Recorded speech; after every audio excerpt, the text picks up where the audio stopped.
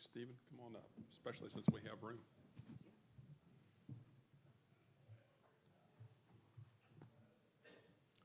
Oh, we're good. All right, I'm a little slow right now. I had 7 churros for lunch. I'm going to go take a nap. Oh. Gene? Yes. One thing you must know is, must applaud you.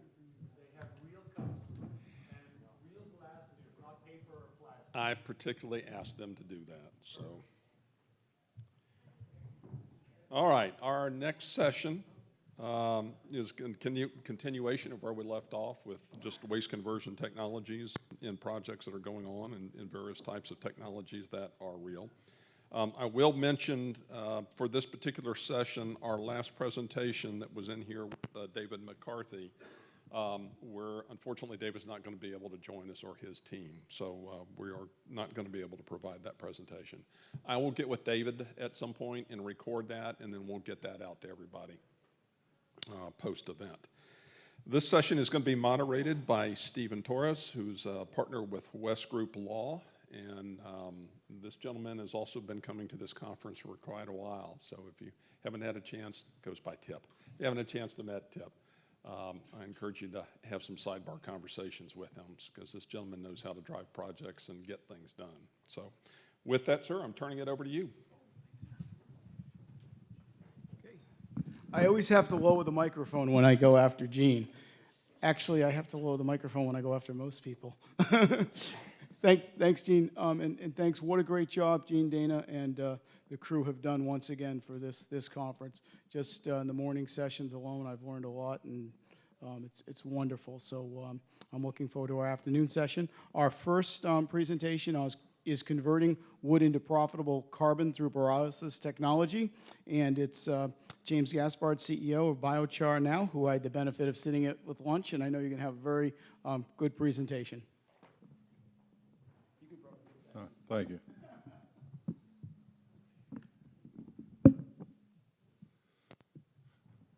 I appreciate the opportunity to speak to everyone. I appreciate Gene inviting me to speak here, and look forward to more gatherings of these as people get out from their hibernations slowly.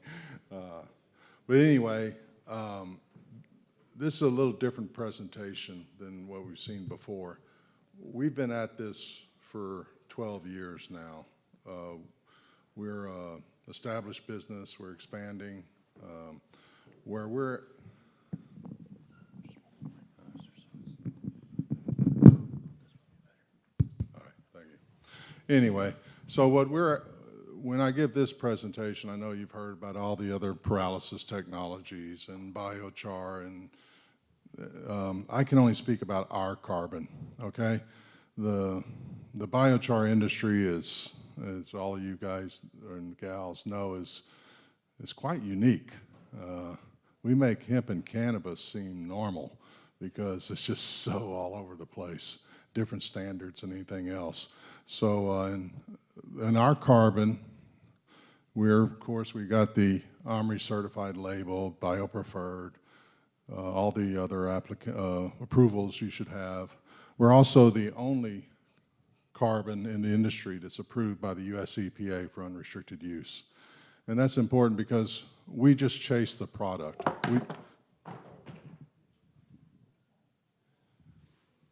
We chase high quality carbon, and we burn off all the gases, we burn off all the oils and everything else. All we're after is carbon. We make a high quality carbon, a profitable carbon. We make 70% margins on our carbon, and we're proud of that. We don't chase all the other stuff. That's not our technology. We're not selling our technology, so we're just chasing profits. Now, I mean, everybody here probably knows this. What is biochar? It's basically a specially created carbon. We make it from wood. We can make it from anything. We can make it from any organic matter, but weight in equals weight out, and we get 25 to 30% conversion. So if I make char with hemp, I make less money than if I make it with wood.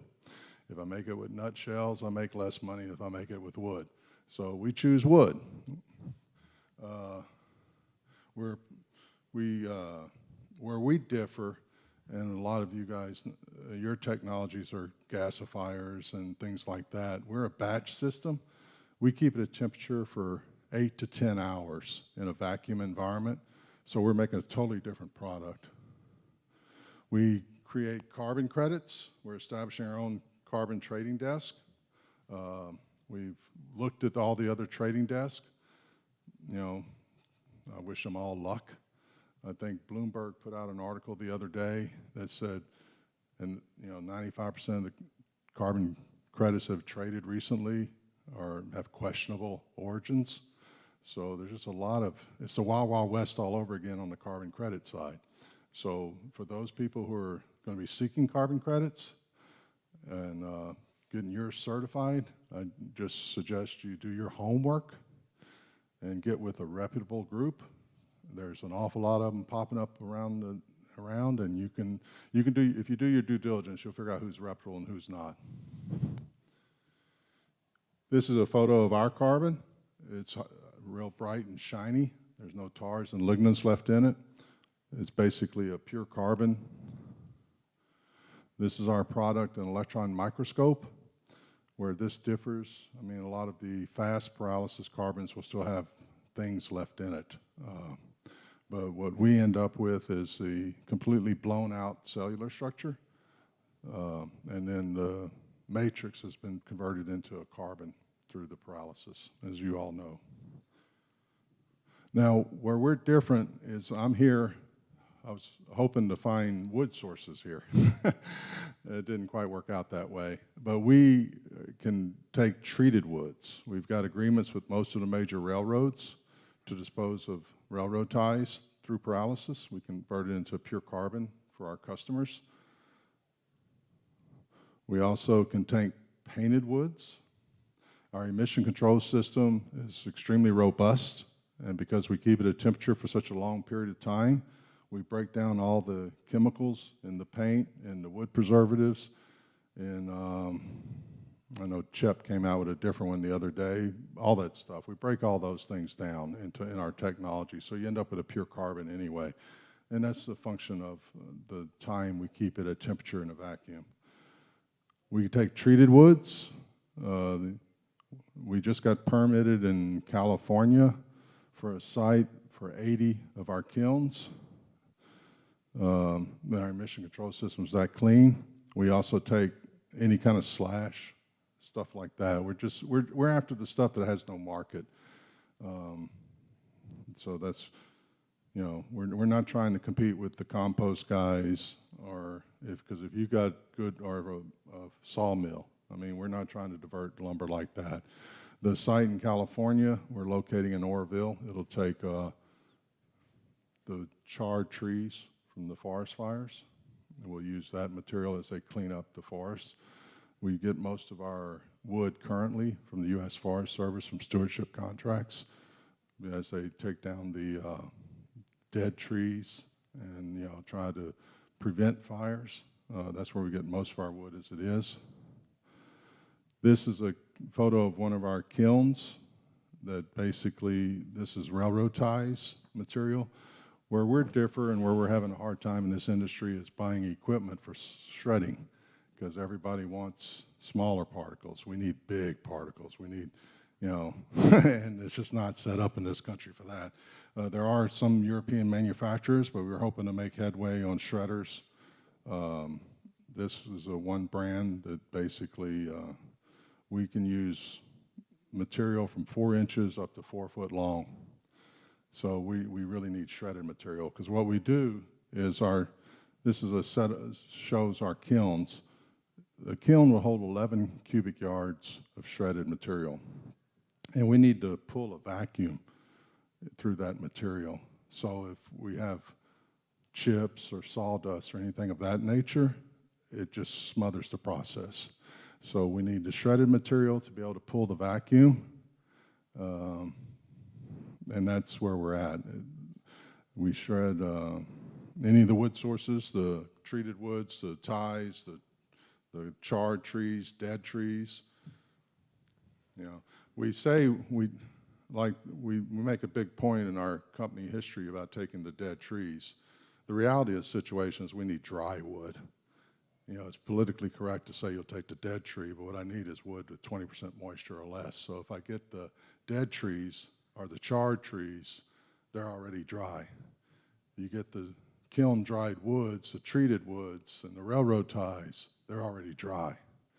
So it saves us from a drying process because we can't take wood above 20% moisture. Now, if you sneak a tree in, you know, like the loggers love to sneak a few trees in every load, that's not going to make a difference, but I can't take a load of wet trees. We have 17 patents.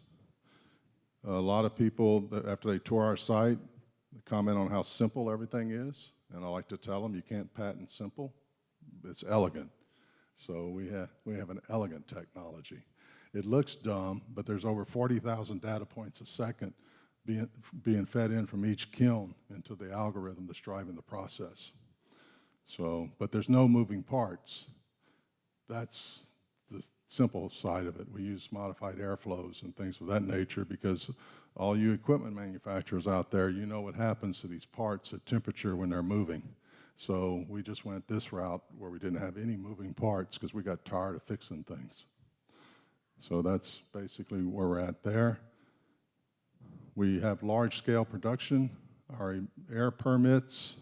We've got a site permitted in North Carolina to do railroad ties for a Class 1. We'll be burning several hundred of these a day, and I'll stay within a synthetic minor limit. So we're very clean on our emissions. We can do treated woods, even in California. We got permitted on an 80 kiln a day site and staying within synthetic minors. So we can move through quite a bit of tonnage. Like I say, but it's all being driven by customers. We went the other route. We've worked for 12 years to build up our customer base, and now we're just expanding to supply our customers. We bind up nutrients. We actually have a patent on algae removal. We bind phosphorus, and this is in the raw state. This is not treated carbon. Other people may treat carbon to get some of these numbers, but we cleaned up over 100 water bodies nationwide on algae blooms by just inserting socks into the water. We also hold over 5 times our weight in water. It's important for ag. We also bind heavy metals. Where we're unique, according to the government, we're the only carbon they ever tested that has both cation and anion exchange properties. So we can bind salts as well as heavy metals and chemicals using the same carbon. We're not as strong on salts. You can look at lithium. We only bind, 39% lithium on a flow-through. But most carbons will either bind one or the other. So we've been approved, like for the Texas Railroad Commission, to clean frack water spills in the Permian because we can bind the salt water out of the frack water. It's salty water that comes back up there. And we also can bind the chemicals. We work a lot in Superfund sites and brownfields.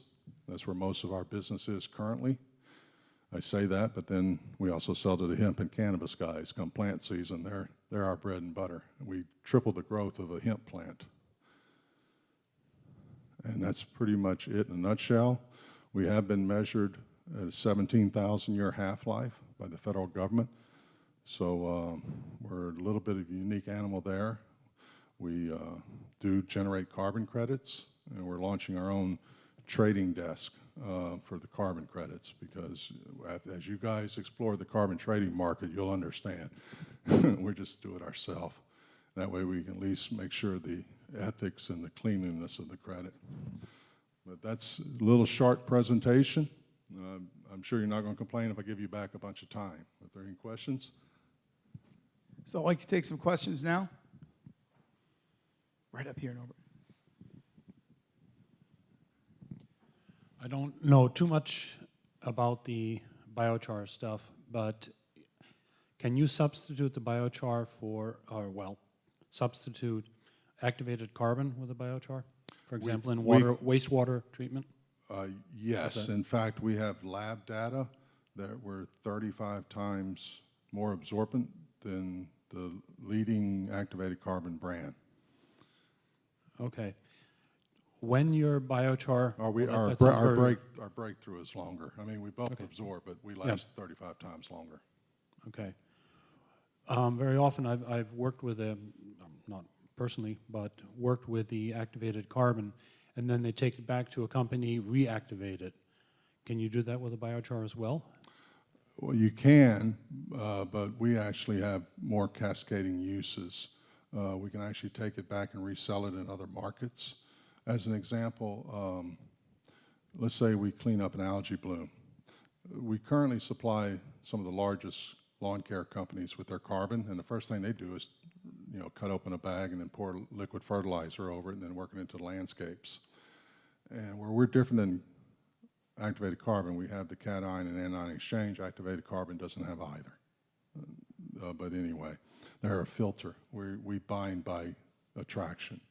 But what we do with that, we can take that product back, and then we can, like if we do an algae bloom, it's loaded, when it comes out, it's loaded with nutrients. So we can turn around and sell that carbon into the landscaping market. We're also approved as an organic animal feed additive by the USDA. So what we can do there is we can basically take back the manure, pelletize it. It binds up the nutrients. We worked with a company in Canada. The average nutrient value of manure, cattle manure, is like 1% on a good day. And there's 275 million tons of cattle manure in feedlots in the U.S. When it's gone through our process, with our carbon goes through the animal and comes out the other end, then you pelletize it, we have a nutrient value of 10%. So we can bind up all those nutrients that would have been off-gas during the normal compost, let's say. We're methane absorption thing, and then we bind the nutrients. Thank you.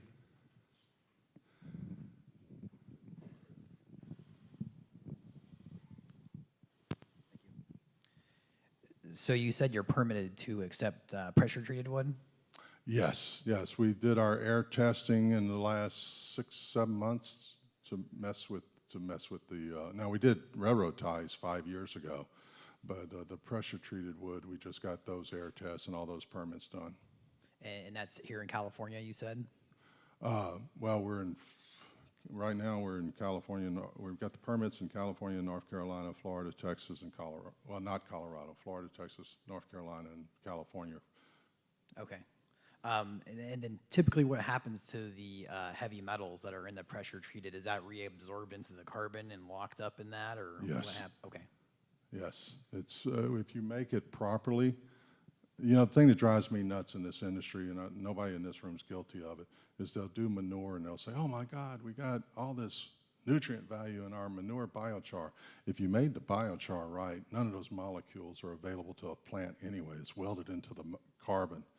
And that's what happens with the heavy metals. All the chemicals that are within the lignins and tars, they get broken down in our emission control system into elemental molecules. We run a really high temperature emission control system. So any of the hydrocarbons that come off and the chemicals of that nature get broken up into elemental molecules in the emission control system. We don't try to get too fancy. We hit it with a sledgehammer. I mean, we're not trying to recover the oils and trying to refine things. We're just making shit disappear.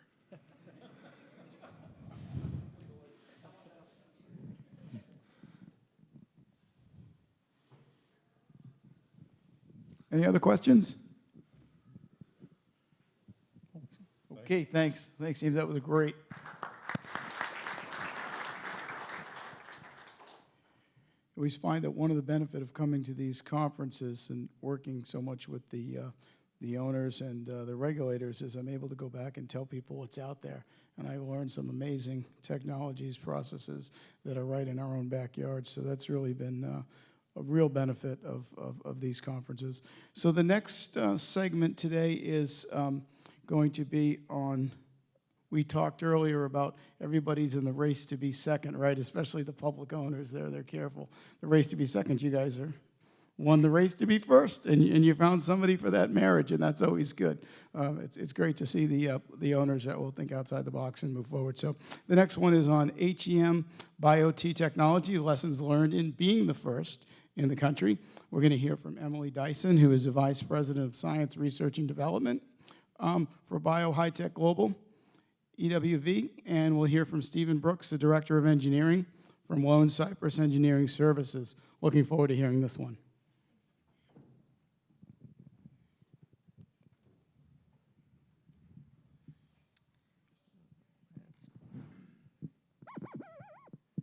Is that good? Okay. Thank you for having us here today.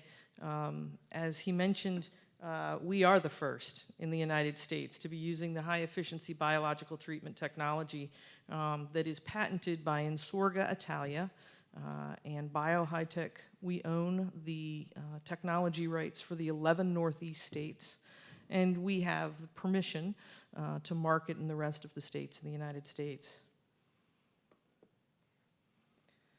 So Refuel, in business today, you've got to make a small company, a million small companies to get one big company to do things. So Refuel America actually is the one that owns the technology and the proprietary rights. Under Refuel America is Insorga, West Virginia, which is that first plant in the United States using the HEBIOT technology. We are actively engaged in developing technologies that divert waste from landfills. And in creating the space within the landfills, we're also making a viable, high-quality fuel that can be used in the cement industry, can be used in the power plant industry as the raw fuel that it is. The reason that Stephen is here with me today, Lone Cypress and BioHiTech have teamed together. Lone Cypress is the oil, gas, renewable energies company that we have teamed with to take our fuel to that next step, and we're ready to do that. We recently had some testing done, analytical testing done of our fuel. Back in 2013, we received an EPA, what at the time the EPA was calling a comfort letter, and the comfort letter basically said that we met the legitimacy criteria of having a high-value, quality fuel. And we redid that study again. That study was done using Italian fuel. We redid that study recently using US fuel, and it actually came back as a better fuel than what the Italian fuel had been. So we're really encouraged, and Stephen's going to share more what that means towards the gasification world for our fuel. As I mentioned, Insorga, West Virginia is the first facility in the United States of its kind. Insorga Italia has 11 of these facilities throughout Europe. So we are at a commercial scale. We're not bench scale. We're not just trying it out. We have the first facility. A little bit of history about the project. It took 13 years to get this project from first thoughts of the Italians bringing it to the United States to where we are today, generating fuel.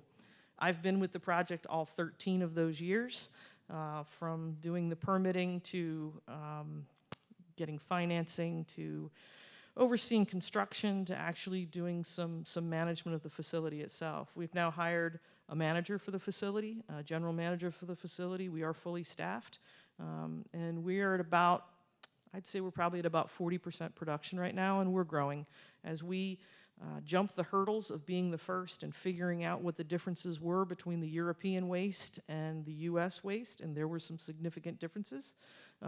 We've been able to make modifications to our plant and to help move it forward. Basically, the HEBIOT technology takes traditional mechanical biological treatment and we kind of mush everything together. If you consider there's a three-step process, basically.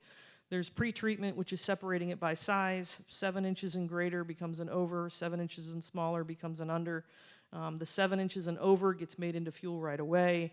The 7 inches and smaller, which is majority your organic material, as well as your tins, your aluminum. Some of your metals are going to come out there. A lot of your fiber is going to come out there. That all goes into what we call our biooxidation hall, and I'm going to show you all this here in a minute in a quick video. But that biooxidation hall basically is a huge composting facility that's indoors. There are no odors from our facility. Everything is put through a biofilter, which is a large above-ground swimming pool at the back of our facility. It's about 280 feet long, 8 feet tall, 50 feet wide thereabout, full of hardwood mulch ranging in size from bigger than firewood down to finely shredded wood. All of the air within the facility is negative. It's negative pressure in the building. It's pulling that air out, which includes all those odors, and pushing it through this biofilter. And the biofilter has done an amazing job of controlling those odors. So at the perimeter of our facility, and we are surrounded by housing developments, there is no odor. And it has been very impressive, and we've actually had a lot of regulators from surrounding states and from West Virginia in particular that have come to see the facility, but especially to take a look at the biofilter. So we began taking MSW. We take in municipal solid waste, just standard residential little house on the corner waste, as well as commercial and industrial materials, non-hazardous secondary materials, predominantly fiber as well as plastics, that we convert into a light, crunchy, fluffy paper by the time we're done. That's then used, currently, is blown into the preheater precalciner at a cement plant that's located about 2 miles from us. We manufactured our first fuel in May of 2019, and we had our first fire in September of 2019. As a lot of you probably know, waste facilities like to catch on fire. So we had a lot of lessons learned from that. We've installed thermal imaging cameras throughout the facility so that we have a constant sort of a recording of what our temperatures are. Luckily, we have not had another fire. We've actually had 2 fires, and we have not had one this year.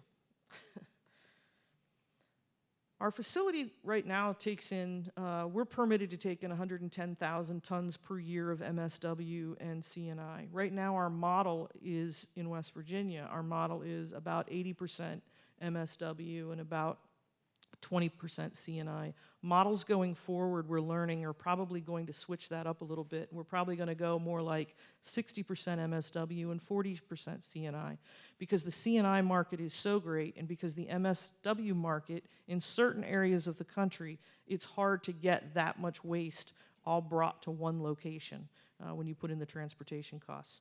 So those are some of the things that we're looking at, and we're seeing that it's working fine to change that model depending on where we are. So we have some flexibility with it. This is a quick video. It's about 5 minutes long that gives you a day in the life of what our facility looks like, and I'm going to try and talk over it. We'll see how that goes. So the trucks come in. Everything is automated in this plant. Trucks come in. They dump into 26-foot deep pits. Everything is from the control room. So there's no guys sorting waste. There's nobody having to touch it other than if we have mechanical issues. We have 2 overhead cranes, 3 tons apiece. We pick about 2 tons per. Goes into the first hopper and then goes through a trommel, and this is where we're getting that sizing separation. This would be our unders, so that's our real good carbon material. That material is taken to this biooxidation hall. Currently, we have 4,500 tons of MSW in that biooxidation hall, and there are no odors. That was the mezzo shredder. That's the first shredder. This is the near-infrared sorter. That's kicking out PVC plastics because we can't have chlorine in our fuel. We have 2 magnets and 1 eddy current that's pulling out the metals, the ferrous and the non-ferrous, which then go into the recycling stream of the local community, and that's the actual fuel. We haul that fuel right now in 40-foot long walking floor trailers. This is the fan system, is the ventilation system that's pulling that air out of the building and pushing it through this huge swimming pool that you're going to see here in a second. There's 26 fans. We have 24 rows of waste within the building, and then this is the biofilter itself. You'll see in the left side, that's actually Argos cement, which is using our fuel. It's about 2 miles away. So I don't think any one of these talks is complete without figuring out where you fall in the waste hierarchy. So really where we fall in is the recycling and the composting, because we are pulling out the metals. That biofilter that you see that I showed you behind the facility, that material will actually be excellent for composting when it's done. And then energy recovery. Our fuel right now, the test results that we just got back, Stephen's going to give you a lot more details on it, but our test results really are coming in somewhere between 10 and 12,000 BTUs. So we are in the range with coal. Right now it's about 1.5 tons to a ton of coal is the offset that we use. Our emissions are lower than that of coal. In order to get our EPA comfort letter, we had to show that we were comparable to or better than coal on all of the hazardous constituents. So I did a real cursory review because we just got the results back, and we actually come out even better than we did with the Italian fuel. So that U.S. fuel is working very well in our system, and it's working very well for Argos Cement. We currently are contracted to provide them a little more than 3/4 of the fuel that we make, and they have made a request that we send them absolutely everything we can make as soon as we can make it. So that's a good thing. The biggest hurdles that we're facing right now is having the MSW, is getting enough MSW into our plant on a regular basis. So the process basically, like I said, it's 3 parts. It's pre-screening, so that's the sizing. It's the biological treatment in that big biooxidation hall. It's the mechanical refinement and sorting, which is pulling out the metals and the PVC plastic and then shredding it down to that 2- size. We lose about 30% of all inbound weight of our material is lost just through evaporation, through that whole composting process. We recover the PVC and the metals and the inerts. The inerts in particular, we're doing a study right now with Marshall University, which is a local West Virginia university, on where those fines can be used as an aggregate in road base, can also be used potentially in the cement industry itself. We'll be getting a lot of that data back over the course of the next month or so. And then residuals are landfilled. Those residuals are the things that you just can't make into fuel, like shoes and car seats and the other strange things that we get in the waste. So the benefits. Our facilities are modular to some extent, where we can ramp up by size just by changing the size of the biooxidation hall and adding another line within the refinement area. So we can go anywhere from 110,000 to 300,000 tons inbound of MSW and CNI. That material, we won't ever want to build one as small as 110,000 tons again. There's scales of economy and economics that just don't make sense to build them that small, but that's where we had to start in order to prove it out. We do increase the recycling rates in the community. We are located on property owned by Berkeley County Solid Waste Authority in West Virginia, and so we co-locate with them. We take all of their plastics, which they can no longer get recyclables. There's no market for it. They have no place to send it. So we're taking those, and they take our metals. So it works out very well. We also pay a community host fee. We pay 50 cents on the ton to the community that hosts us. In the state of West Virginia, they have a very strange way of managing their waste. They have a public service commission that basically guarantees that if you get a certificate of need within the state, then you won't have any competition. We were under the Public Service Commission. If you fell under the Public Service Commission, you also had to pay them $8.75 a ton of everything that you made. We are no longer, due to legislation that we got passed during the last legislative cycle, we're no longer under the Public Service Commission. By getting out from underneath there, we opened up the market of who we could accept, as well as not having to pay $8.75 a ton for all of our materials. The state of West Virginia saw that as a very positive move. They're very motivated to become something other than the coal state, which I find is interesting, and it's one of the reasons why we kind of chose West Virginia as the first location, is because they were such a coal-centric state, and they're looking to become the technology state now. Who is the technology right for? Well, counties, states, and municipalities that are having landfill capacity issues. You can basically think of a HEBIOT facility as a renewable landfill. We just bring it in and send it out. As you said, we make shit disappear. I really want that on a t-shirt because it can be taken so many ways in the waste industry. We do achieve a more sustainable and modern waste management system. Waste management is on the forefront right now. We've spent 30 years educating people on recycling, and I don't know that it was overly successful. And we now need to spend the next couple of years educating people on the value of waste as a commodity and where it can be used to create energy within our country. We're behind on that, and I really think that needs to be a focus going forward for anybody in this industry. It is good work conditions. For our facility, we run 18 hours a day, and we run it with 15 to 18 people. Right now, labor is really hard to find and really hard to keep, so that's another one of the challenges that we're facing. It is a fully automated process, so everything is done from the control room. Private landfill owners also, who have limited capacity, who need to extend the life of their landfills, this is a good option. Co-locate one of our facilities on your landfill. You can even harvest landfills and feed our facility, is one of the other things that can be done with it. And then hauling companies. It gives you, it differentiates you. I know none of you guys are probably in the hauling world, but haulers now need to find a different story to tell as to what they're accomplishing. So what have we accomplished in our first full year, which would have been in 2020? We received 23,492 tons of MSW, so we were only at about a quarter of where we need to be.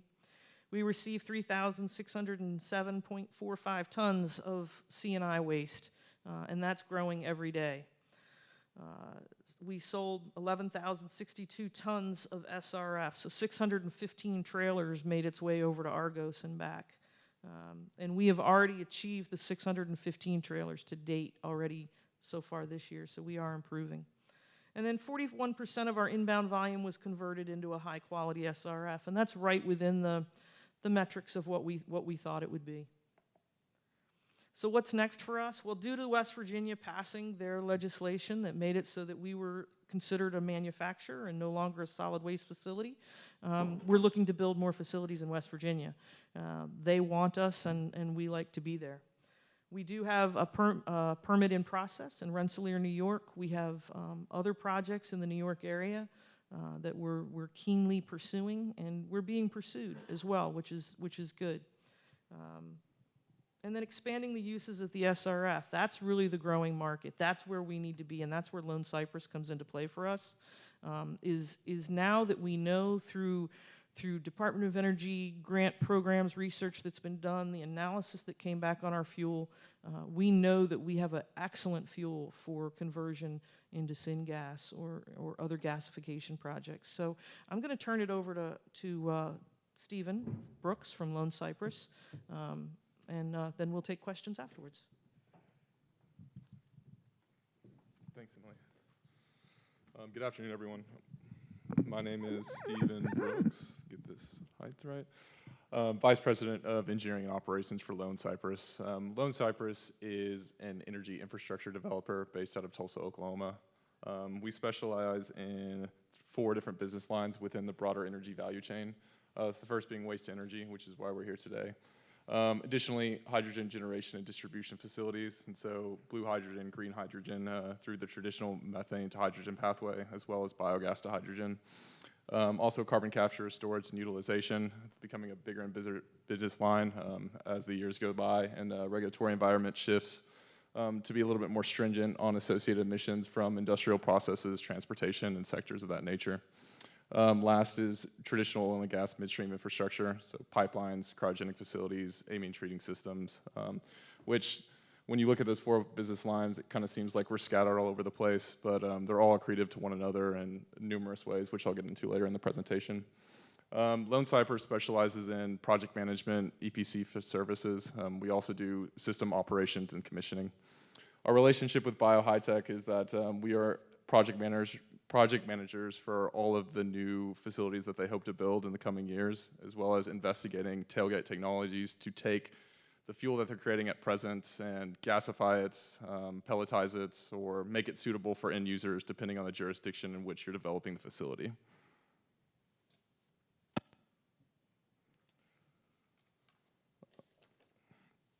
So as Emily touched on, we feel that the HEBIOT, or the high efficiency biological treatment process, creates a fuel that is more reliable and robust in terms of constituents. We like to separate the process into 3 distinct process areas: the pretreatment facilities with the tip floor, as she was showing in that video. Beneficial for the system because it helps the operators visualize and eliminate any of the inbound feed that won't be compatible with the system. Within the biooxidation, there's essentially those 26 fans that run off VFDs that are based on the automation of the facility. The system is actively testing for moisture content and then drying according to the needs of whenever the fuel has entered the system, and based on, I guess, the process through the system, either kicking on fans or, I guess, increasing flows or decreasing flows depending on how mature the fuel is in the process. And then last, the refinement process, where they're blending now this MSW that has come in, being treated through the pretreatment system and has gone through biooxidation, which essentially acts as a combustion environment. Within refining, you're now blending in CNI streams to increase the caloric content, and then it just ensures consistency with the fuel production process. As Emily alluded to, we've just reached our first year of full operations, and so it's taken us, I would say, this long to kind of understand operationally how our systems differ from the 11 that are operating in Europe. As all of you are aware, our waste streams in the United States are a little bit different than those in Europe. We really like plastics, plastic bags, and things of that nature, which like to get wrapped up in the pre-refinement process. And so it has been sorting through those, let's call it growing pains, that we now kind of understand what is the optimal layout for our system for the inbound MRF, the composition area, and the refinement. I think that positions us well to start a due diligence process to understand at the end of the plant, when we created SRF, what tailgate technologies can we put in place to make our fuel more acceptable for a larger market.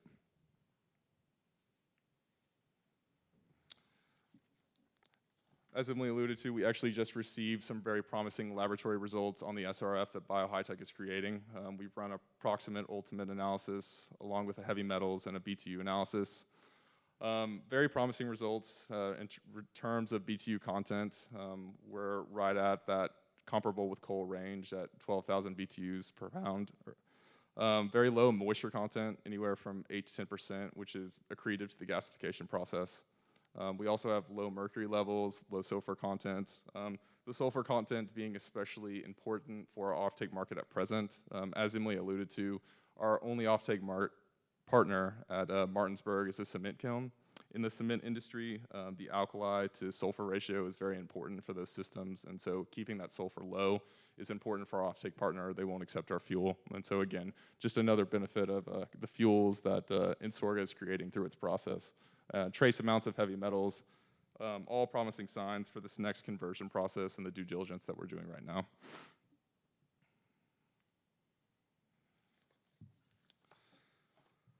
So where we are today is we know that we're creating a good fuel in our SRF that is superior to the RDFs that we've seen, in the sense that our BTU fluctuation is not to the large degree that you see with other RDFs on the market today. Moisture content is very low, and then other contaminants, trace amounts, or to the degree that we feel confident that any inbound facilities for the gasification process, or for even the waste to hydrogen pathway, that will eliminate a lot of those expenses and making those systems more efficient and economic. Our current process is just co-firing the SRF with traditional fossil fuels. As I said, the cement kiln that is about 2 miles away from Insorga, they are taking the SRF we're creating and then feeding it into their system where it is being coal-fired, or where it is being fired with coal slag. We had analysis of this process done on a bench scale with an engineering firm out of Florida, which showed very promising results, and then obviously is happening at a commercial scale now at Argos. And so that has been a good partner in the interim time, given in cement manufacturing, really the only thing that you're worried about is getting to that BTU level. But as coal-fired power plants are being phased out and the cement industry is coming under more and more scrutiny in terms of the emissions associated, we feel that the offtake partners in jurisdictions like California, for instance, become very, very limited if the prospect is taking our light, fluffy SRF and trying to make it, let's call it, compatible with existing energy systems, which is why we feel that the gasification pathway presents a lot of potential for expanding offtake markets. And so when we talk about these tailgate technologies, we are exploring the myriad of technologies that are on the market today, which is why we're here at this conference, and I hope to connect with some of you who are subject matter experts in exploring these things. We have found that, and I don't have to tell you, you have issues related to scale, right? We're at 150,000 tons of inbound MSW into Martinsburg, which translates to about, let's say, 55,000 tons of outbound SRF, which can't remember which gentleman said you're looking at around the 300,000 ton sweet spot for the gasification process, which kind of holds with what we've been seeing. And so we're trying to find a modular gasifier, but also exploring other options. Again, waste to hydrogen, our specialty at Lone Cypress being that hydrogen pathway, more from the methane origination route. But talking into biogas, we feel that the latest analysis we've gotten back on the SRF is very promising for the waste to hydrogen pathway, just given the low amounts of heavy metals and the necessary refining and purity required to get hydrogen to be compatible with fuel cells for transportation markets, which we feel is an emerging market for hydrogen utilization over the next, let's call it, decade. And then combining that with carbon capture technologies, again, just lowers your associated emissions. We've also explored torrefaction to just mild pyrolysis of the SRF to try to understand if maybe we can't stabilize the product. One of the issues that BioHiTech has with the SRF as present is fuel stability. If you let that fluffy paper sit out for, let's call it, 48 to 72 hours, moisture leaches back into the system and it just becomes waste again. And so part of the pathway, part of the reason for trying to convert it to another fuel is the stability for transportation economics as well. When you densify the product, running it through a pelletizer or briquetting it, you can fit more in a truck, which obviously helps your transportation economics. And then also looking at gasification. Again, like I said, getting to an RNG and then being able to put it in a pipeline would be very favorable, especially in some of the potential sites that we're looking at. You run into a myriad of takeaway facilities, which are always different based on the project. And so we are keeping all of our options open in terms of the pathways we are exploring, knowing that what jurisdiction you're in, what the takeaway constraints, how much inbound MSW can you aggregate, how much CNI can you aggregate, all affects what outlet facilities will be required at the facility.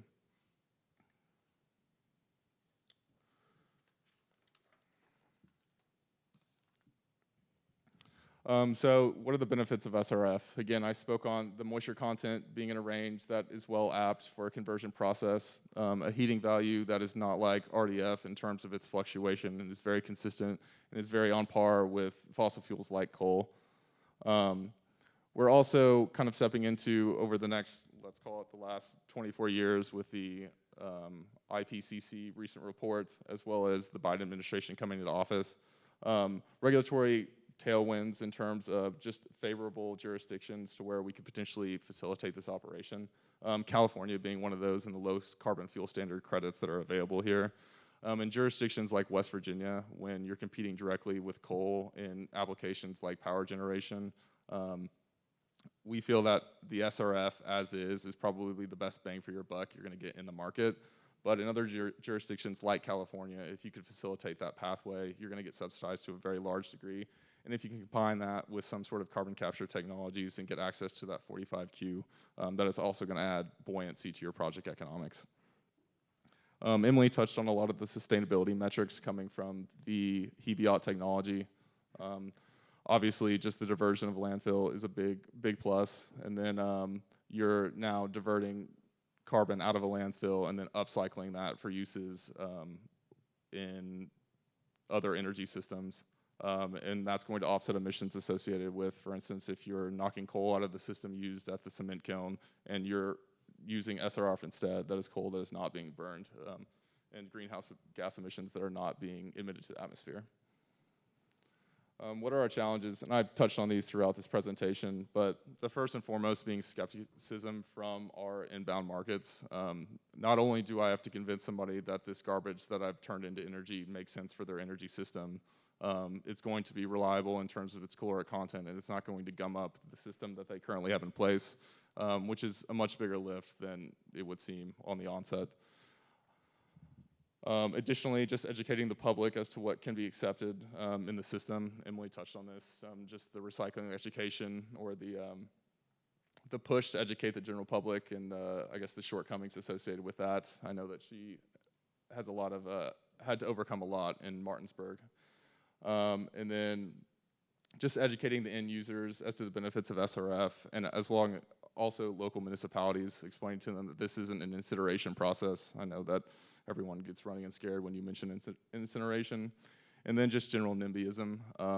I would say that I was pleasantly surprised the first time that I visited Martinsburg to be standing outside the property and not smell any associated gases that are coming out of the facility. Additional challenges relate to energy economics. Again, regardless of where you are and regardless of how incentivized the local municipality is to go greener, you're still competing with conventional fossil fuels when you think about translating waste into any energy system. Yes, and then in West Virginia, again, like I said, it's not a super favorable environment for that, but in California, we feel more confident that there's markets for fuels of this nature. Additional challenges, again, transportation economics. We've looked at applications where there's rail takeaway available, which caters very well to SRF. Also barge takeaway. Some jurisdictions there's neither, but you have pipelines in the area. And so it's just really figuring out the best to fit solution for the infrastructure constraints surrounding a specific project. And again, aggregating waste, obviously the inbound aggregation to justify putting down the initial MRF as well as the gasification process. And then making sure that if you are supplying SRF to some end user, that their energy system is compatible with the SRF. For instance, at the cement kiln that we are currently offloading to, we had to build a custom inlet system for the fuel, which just, again, adds another constraint to your project economics. Yeah, and so now I'll take any questions.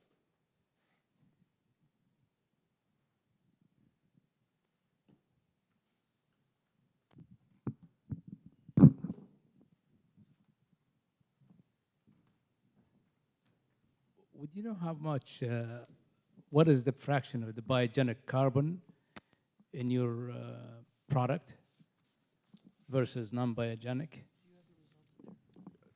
1 second. I don't know it off the top of my head, but we did pull the carbon numbers. Fixed carbon is 9%. It's about 9% is the average. 9% biogenic out of the total carbon? Yeah, that's the fixed carbon. No. So the total carbon in the product is source is obviously plastics and paper and Right. everything. So how much or how much of the feedstock is biogenic versus non-biogenic About 50%. It comes out to about 50-50. in the product? 50-50. Yes. 50-50. Do you know what is the carbon offset related to the product if it has gone through some energy conversion? Did we get the 2,000 carbon equivalent? 2,000 pounds. I can get you the numbers. We've got them in a calculator spreadsheet that we've put together, but. Okay.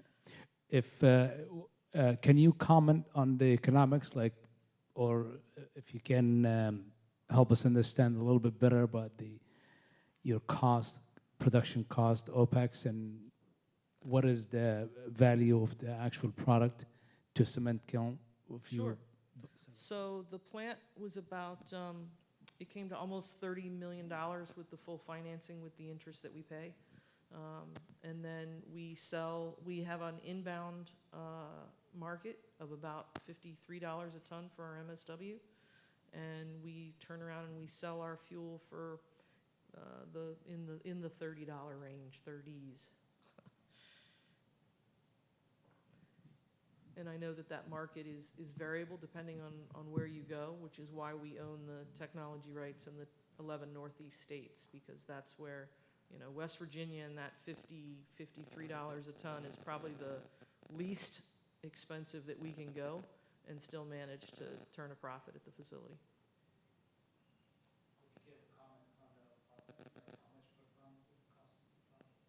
No, I don't care to comment on that.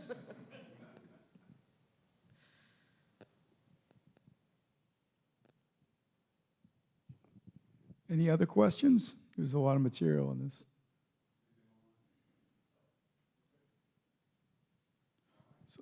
So that's great. We have one here, John.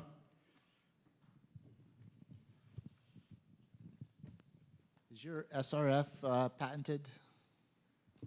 The fuel is not patented. The technology to get to the fuel is. Okay. So the recipe is not patented, but the process is? Yes. Okay. Yes.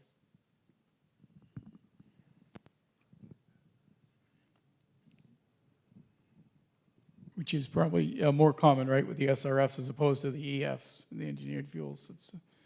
So that was two excellent presentations. I just wanted to mention, with some talk about two things, the energy economics. I think hopefully what we're going to see for some of these projects and in your projects, when we talk about the tip fees and the aggregation of waste, one of the opportunities we may see coming up, if some of the infrastructure money is generated towards renewable projects, carbon projects, and projects like many of yours, you can capture the opportunity for that money. And if you're looking at 20 to 30-year amortization, typically on municipal bonds or public facilities that you're building through B3s like yours, you could reduce the front-end tip fee by using ARA money. You know, we've seen that with some of the projects we did where they were, you know, funded by 1/3 ARA money, and the promising tip fees were considerable. So I'm hoping that will be one of the benefits that comes out of the energy economy of the next several years.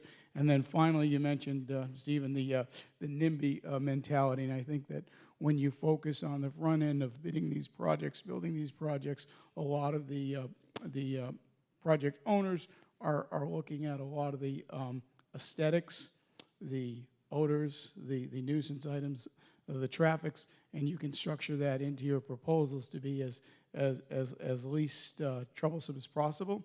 And you are able to eliminate some of what we've traditionally called the NIMBY. I now call the banana. We went from a NIMBY nation to a banana republic, build absolutely nothing anywhere near anybody.